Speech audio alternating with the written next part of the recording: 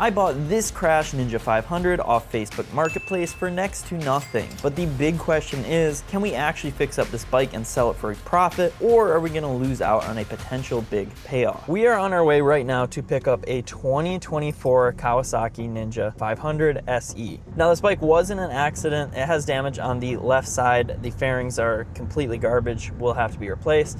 And then the tank is pretty heavily damaged too. Now, it is an anniversary edition, so that brings up some issues because parts for the anniversary edition cosmetically are going to cost more since it's a special bike. We're on our way to meet up with him right now. We're gonna take a look. We agreed on about $3,200, but that is if there isn't any other damages, anything else. Apparently it's cosmetically fine. He said he rode it around a couple times as is. So we'll see.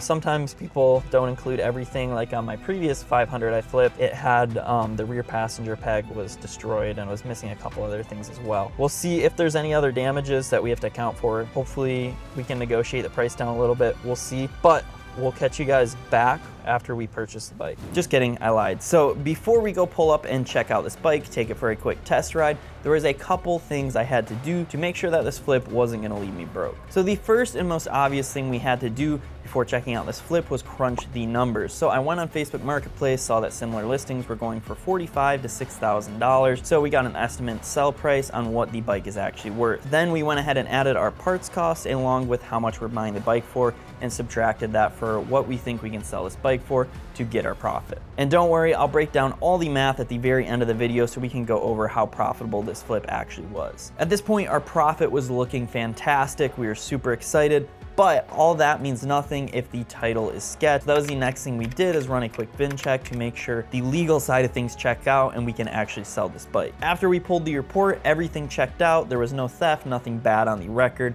So it's time to go ahead and pull up and take this bike for a test ride.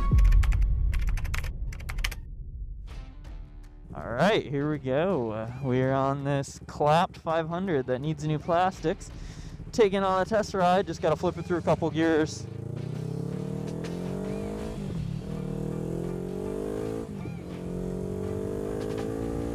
I forget how weird these freaking slipper clutches feel, I'll tell you that. He had the clutch adjusted, hella weird. We got a lot of free play in the throttle, which seems weird. Like, we don't start giving gas until there, but it's probably because I'm used to my MT-09 and 4R that have the electronic throttles. But yeah, everything seems fine. We're gonna check fluids once I get back here.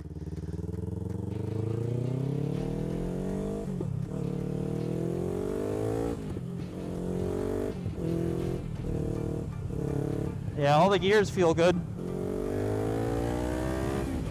Oh yeah, brakes feel good. Oh yeah, we're good. And the key thing's freaking out at me. Frickin' key fobs are weird as heck. So after we took this bike on a quick test ride, we made sure all the mechanical side of things checked out. It was time to go ahead and purchase this bike, strap it in the truck, and get going. What do you think about your new purchase, Isaac? Dude, she's a beauty. It's honestly, I might be able to get away with this tank and the damages. I'm thinking I might be able to just paint it rather than get a whole new tank, but I don't know because I'm not very good at painting things. Every time I try to paint something, it just looks way worse. So here's the damages right here. You can kind of see it doesn't look dented. It just looked like the paint chipped off. So again, hoping we can get away with just painting it, but it's pretty rough, so we'll see. He put this tape on the day it crashed, so it's not rusted or anything. We'll see what we can do there. Not really sure. The only other big concern is the frame right here. It's kind of hard to see with how dark it is, but the frame right here is a little messed up. My brother welds, so I'll try to have him fix that. But other than that, as you can see, plastic's cracked up here. Windshield's good to go. We got a mirror good to go. So really it's just mirrors, plastics, maybe paint this. We'll see. I'm not really 100% sure. I'm hoping, but we'll see. Other than that, we are good to go. I'm fine with 3,300 too, because the other one I bought was 32, but it wasn't an anniversary and it wasn't the SE, so it was a cheaper model. So I still think 33 is fair. Is this kickstand side? Oh, did he give me the key? Did he? No. He didn't? No, he never handed me the key. The transaction's This is canceled. where Isaac realizes he fucked up. Yeah, he put it in his pocket because he didn't want me to ride off with it. It won't let me call him because we're not friends on Facebook. I can't believe we just forgot the key. That's crazy. What's your reaction? Like that's like the most important thing. I mean, you can ride without a title, but you can't ride without keys. Dude, I was like, wait a minute. The key. Appreciate it. You too. We're good. I'm gonna check to make sure this thing starts.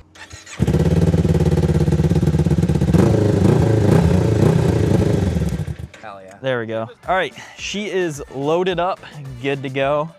Beautiful 500 anniversary edition with no fairings, a dented tank. We're good to go. All right, in the back of this truck is our brand new 2024 Ninja 500 SE. That's basically brand new, just need some new plastics, a little bit of cosmetic stuff here and there, and it will be good to go. All right, so here she is, the Ninja 500 out of the truck, ready to go. I already ordered the plastics, those arrived, so we're ready to finally rebuild this thing. Now, what happened with this bike? So the guy was riding, he hit a deer, managed to keep the bike upright. It basically just destroyed this whole side. As you can see, scraped the tank up, hit the plastic. So the only issue I foresee us having is all these little brackets here are just a hair bent in a couple different places, and plastics are already a pain in the butt to install. So that's kind of my fear, is that it's gonna take forever to actually get them on, but we're gonna try our best and hopefully everything goes well and it won't take too long. All right, so here is our plastics. We got our mirrors and then bolt kits, all the goodies to get this bike all in one piece. Zachy here, our little helper, is going to help us open these packages. So go ahead and open them up.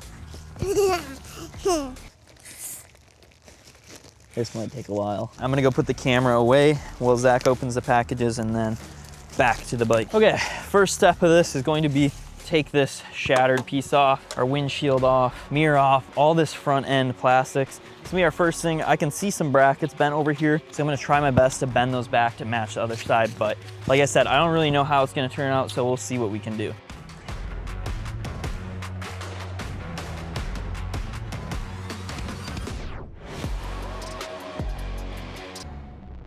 Beautiful headlight piece. I'm like scared to scrape anything up here.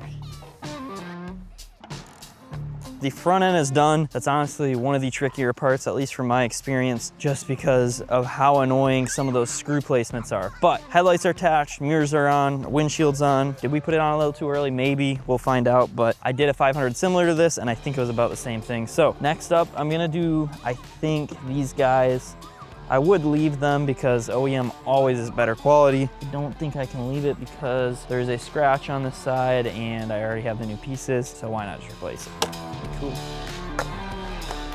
All right, the tail is all in one piece, good to go. We're gonna go ahead and assemble these side plastics here. They're a pain in the butt, so I don't wanna have to make you watch that because it's probably gonna take a good minute.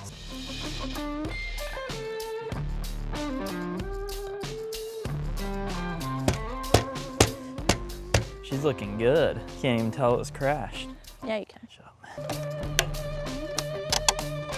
All right, behind me is the finished Ninja 500 SE. Ignore my ZX4 in the background. We were just filming a review on the 500 versus the ZX4R. But we finally got our stickers on. This thing is ready to be sold. We got the tank touched up. It is good to go. So overall, this was literally about a day of work less. I spent about 5 hours doing the plastics, about an hour doing the graphics, and we're good to go. So I couldn't find these graphics anywhere online to purchase, so I ended up just cutting them out of vinyl using my Cricut. It's about $10, probably less. So definitely save some money there versus buying the OEM graphics. They're expensive. They're like $30 per sticker, and I wasn't about to pay that at all. I'm not paying $30 for a sticker just because Kawasaki made it. So we made our own. Doesn't exactly match, but it's close enough. Nobody's really gonna realize, so it looks good. Other than that, this flip is done. This bike is ready to be sold. I think we did a great job on it. So it's time to go over the actual numbers of this flip. How much will we make once we actually sell the bike? So we paid $3,300 for the bike